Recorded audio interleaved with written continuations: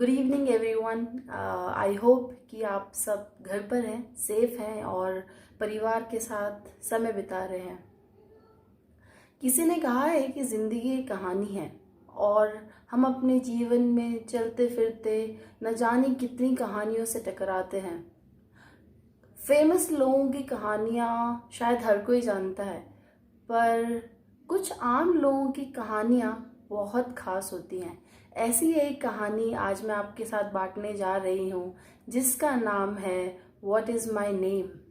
ये कहानी है एक लड़की की जिसका नाम है सावित्री।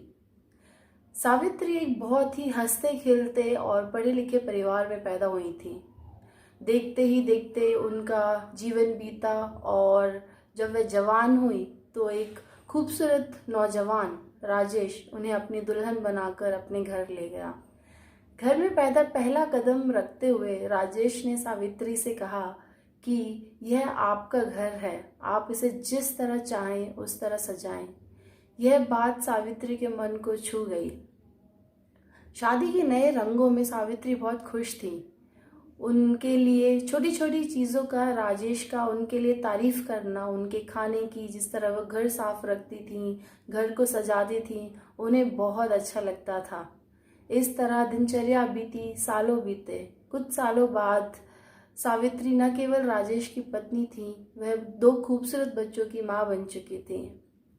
यह दिन भी सावित्री की जिंदगी में कोई आम दिन की तरह था। बच्चे स्कूल जा चुके थे, राजेश ऑफिस चले गए थे और सावित्री अपने घर की सफाई में लगी हुई थी। तभी उन्हें ख्याल आया, कुछ ऐसा कि शायद वो कुछ भूल रही थी, कुछ बहुत ही ज़रूरी और बहुत ही खास। क्या थी वो चीज़? बहुत देर सोचने के बाद उन्हें याद आया कि उन्हें अपना नाम याद नहीं आ रहा था। वो अपना नाम भूल चुकी थी। इस ख्याल ने उन्हें बेचैन कर दिया और वो दौड़ते हुए किचन में बर्तन साफ करती शीला के पास पहुंची और शीला से पूछा कि शीला, मुझे मेरा नाम बताओ तो, क्योंकि मुझे अपना नाम याद नहीं आ रहा है। इस पर शीला ने हंसते हुए कहा कि मुझे आपका नाम नहीं पता मेम साहब, क्योंकि आप तो मेरे लिए मेम साहब हैं। और सावित्री ने अब सोचा कि शीला शायद उनकी मदद नहीं कर पा रही, हो सकता है उनकी पड़ोसन उनकी मदद कर पाए। तो वो अपनी पड़ोसन के पास पहुंची और पड़ोसन से यही सवाल पूछा कि मैं अपना नाम याद नहीं कर पा रही हूँ, क्या आप मेरी मदद कर पाएंगी? पड़ोसन ने कहा कि हाँ, आपका नाम मिसेस मेहता है। इसी तरह मैं आपको जानती हूँ, जब से आप शादी करके आई हैं घर पे, आप मेरे लिए मिसेस मेहता है। पर सावित्री इस जवाब से संतुष्ट नहीं थी। उन्हें अपना नाम याद करना था। तो वह घर वापस आ गई और बेसब्री से बच्चों के स्कूल से आने का इंतज़ार करने लगी। जब बच्चे स्कूल से वापस आए तो उन्होंने यही सवाल बच्चों से पूछा कि बेटा, मुझे मेरा नाम याद नहीं आ रहा है, क्या आप मेरी मदद कर पाएंगे? और बच्चों ने कहा कि हाँ, आपका नाम मम्मी है, इसी तरह हम आपको बुलाते हैं जब से हम पैदा हुए हैं। अब सावित्री की बेचैनी निराशा में बदल रही थी। उन्हें ये दुख हुआ जानकर कि उन्हें अपना नाम याद नहीं है, उनके बच्चों को नाम याद नहीं है, पड़ोसन को नाम याद नहीं है, पर शायद राजेश को उनका नाम याद होगा। तो उन्होंने राजेश से ऑफिस आने का इंतज़ार किया। जब राजेश शाम को ऑफिस से वापस आए तो उसने यही सवाल राजेश से पूछा, राजेश, मुझे मेरा नाम याद नहीं आ रहा है, क्या आप मेरी मदद कर पाएंगे? और राजेश ने कहा कि इतने सालों बाद ये सवाल क्यों आया, मतलब आपके मन में? और वैसे भी इतने साल हो चुके हैं, इतने सालों से मैं आपको प्रिय या रिंकी की मम्मी कहकर ही पुकारता हूँ। सच पूछो तो मुझे आपका नाम याद नहीं है, पर उससे फर्क भी क्या पड़ता है? यह बात सुनकर सावित्री की आंखों से आंसू बहने लगे। शायद उनके लिए इस बात से फर्क पड़ता था, उन्हें अपना नाम याद करना ही था। सावित्री को दुखी देखकर राजेश ने कहा कि आप चिंता मत करिए, आप पढ़ी लिखी हैं तो आप अपने डॉक्यूमेंट्स देखकर आपका नाम पता कर सकती हैं, ये कोई बड़ी प्रॉब्लम नहीं है। तो सावित्री खुश हो गई, उसे लगा कि हाँ, शायद उन डॉक्यूमेंट से मुझे मेरा नाम मिल जाएगा। इससे पहले कि वो दौड़कर अपना बॉक्स खोलती और डॉक्यूमेंट ढूंढती, उसे याद आया कि शादी के समय वो अपने सारे पेपर्स घर पे ही छोड़ आई थी, मम्मी पापा के पास। अब अगले दिन उन्हें जाना था वो डॉक्यूमेंट्स वापस लेने के लिए और अपना नाम पता करने के लिए। अगले दिन वो अपने माता पिता के घर निकल गई। समय के साथ साथ सावित्री के माता पिता बूढ़े हो चुके थे और उन्हें भी सावित्री का नाम याद नहीं था। और सच पूछिए तो उनके लिए अब उनकी सावित्री राजेश की पत्नी और बच्चों की माँ बन चुकी थी।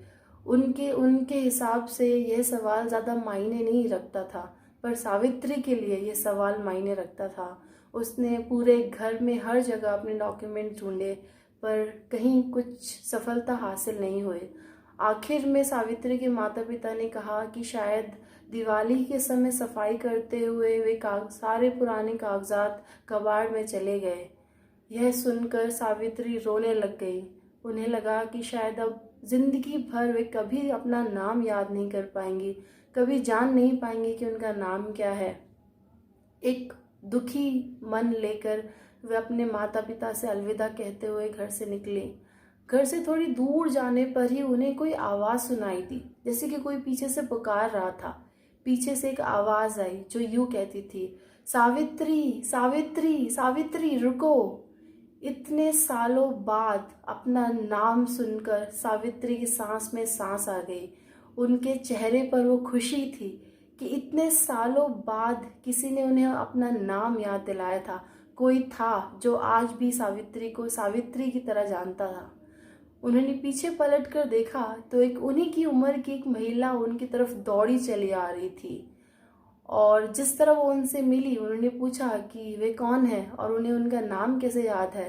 तो उस महिला ने कहा कि आपका नाम मैं कैसे भूल सकती हूँ, हम स्कूल में साथ पढ़ा करते थे। आप उस समय हम सब के लिए एक प्रेरणा हुआ करती थी। आप पढ़ाई, खेलकूद और अन्य प्रतियोगिताओं में हमेशा अव्वल आती थी। इतने वर्षों तक, इतने सालों तक आप कहाँ थी? इस सवाल पर सावित्री ने कुछ नहीं कहा, बस मुस्कुराते हुए अपनी सहेली को गले लगा लिया और मुस्कुराहट के साथ वे वापस अपने घर चली गईं। जब वे घर पर पहुंची तो राजेश उनका इंतजार कर रहे थे। जैसे ही उन्होंने घर में कदम रखा, राजेश ने पूछा कि क्या आपको आपका जवाब मिला? और सावित्री ने मुस्कुराते हुए समय कहा कि मेरा नाम सावित्री है और आपका मुझे सावित्री कहकर पुकारना ही मुझे खुशी देगा। ये थी सावित्री की कहानी, जो अक्सर मुझे यह महसूस कराती है कि जिंदगी की भागदौड़ में कभी हम अपनी पहचान को और कभी अपने आप को खो बैठते हैं। जिंदगी कभी आसान नहीं होती, किसी के लिए नहीं होती, और आसान हो भी क्यों।